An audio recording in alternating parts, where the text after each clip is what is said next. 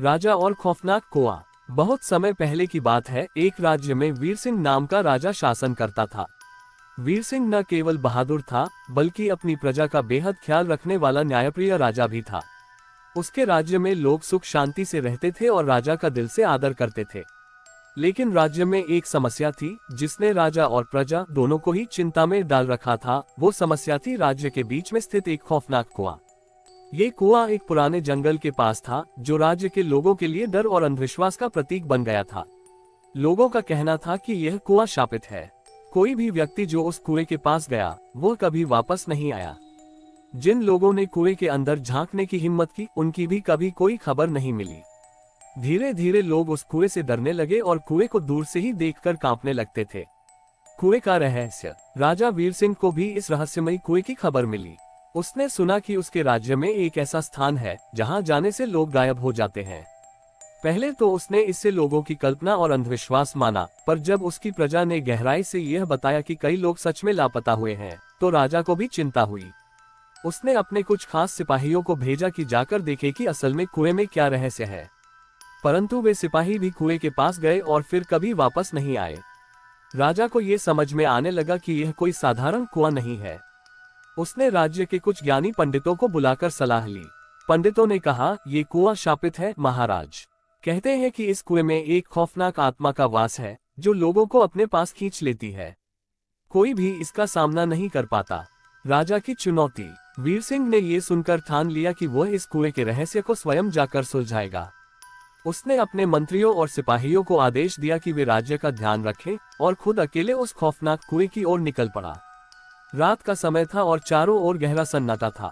जंगल में हल्की हल्की हवा की आवाज और जानवरों की आहटें सुनाई दे रही थीं। जैसे ही राजा उस कुएं के पास पहुंचा, उसे एक ठंडी हवा का झोंका महसूस हुआ। कुएं के पास खड़े होते ही उसे ऐसा लगा मानो कोई अदृश्य शक्ति उसे खींच रही हो। लेकिन वीर सिंह डरने वालों में से नहीं था। उसने अपनी तलवार को कसकर पकड़ा और कुएं में झांकने का साहस किया। कुएं का खौफनाक दृश्य। कुएं में झांकते ही उसे एक विचित्र नजारा दिखाई दिया। कुएं के अंदर गहरी अंधेरी खोह थी और उसमें चमकते लाल रंग की आंखें दिख रही थीं। वह समझ गया कि यह कोई सामान्य आत्मा नहीं है। तभी उसे एक आवाज सुनाई दी, वीर सिंह, जो यहाँ आता है वह मुझसे नहीं बचता। तुम भी यहाँ से जिंदा नहीं लौट पाओगे। पर राजा वीर सिंह साहसी था। उसने कहा, मैं तुम्हारी धमकी से डरने वाला नहीं हूँ। मैं अपने लोगों की रक्षा के लिए यहाँ आया हूँ। अगर तुम्हारे अंदर हिम्मत है तो सामने आओ। तभी एक धुएं के गुबार में से एक खौफनाक आकृति प्रकट हुई। यह एक प्राचीन आत्मा थी, जो वर्षों से इस कुएं में बंद थी। उसने बताया कि उसे एक पुराने श्राप के कारण इस कुएं में कैद कर दिया गया था, और उसकी आत्मा की शांति तभी मिलेगी जब कोई बहादुर व्यक्ति उसे मुक्त करेगा। श्राप की कहानी। आत्मा ने अपनी कहानी राजा को बताई। वह एक पुराने समय में इसी राज्य का निवासी था, लेकिन उसने लालच में आकर अपने ही साथियों के साथ धोखा किया था। उस पाप के कारण उसे इस कुएं में कैद कर दिया गया था, और जब तक कोई उसकी सच्ची मुक्ति के लिए प्रयास नहीं करता, तब तक वह इस कुएं में बंद रहेगा और अपने गुस्से में निर्दोष लोगों को नुकसान पहुंचाता रहेगा। वीर सिंह ने आत्मा से पूछा, तो मैं तुम्हारी मुक्ति कैसे कर सकता हूँ? आत्मा ने कहा, तुम्हें एक पवित्र अग्नि जलानी होगी और उसमें मेरी मुक्ति की प्रार्थना करनी होगी। इसके साथ ही मुझे यह वचन देना होगा कि तुम अपने राज्य के लोगों के लिए हमेशा न्याय और सत्य का मार्ग अपनाओगे। तभी यह श्राप समाप्त होगा। आत्मा की मुक्ति। वीर सिंह ने उसी समय पास की लकड़ियों से एक पवित्र अग्नि जलाए और आत्मा की मुक्ति के लिए प्रार्थना की। उसने आत्मा को यह वचन भी दिया कि वह हमेशा अपने राज्य के लोगों की भलाई के लिए न्यायपूर्ण निर्णय लेगा।